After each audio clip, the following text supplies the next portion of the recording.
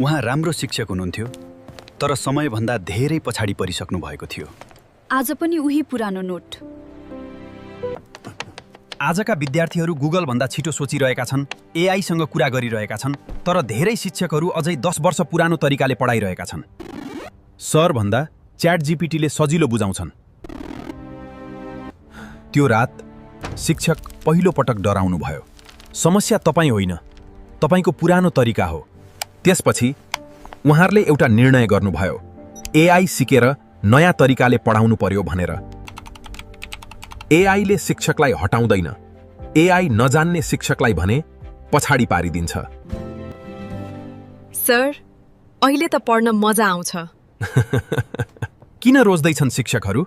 Logic mind एकाडेमीलाई त्यहाँ शिक्षकहरूका लागि विशेष एआई टुल्सहरू सम्बन्धी प्रयोगात्मक तरिकाले सिकाइन्छ। विद्यार्थीहरूको गुणस्तर वृद्धि गर्ने उपायहरूबारे जानकारी दिइन्छ। संसार बदलिएको छ, अब शिक्षक पनि बदलिनुपर्छ, किनकि भविष्य पुरानो तरिकाले पढाउन सकिँदैन। अब किताब मात्रै होइन, भविष्य पनि पढाउन सिक्नुहोस्।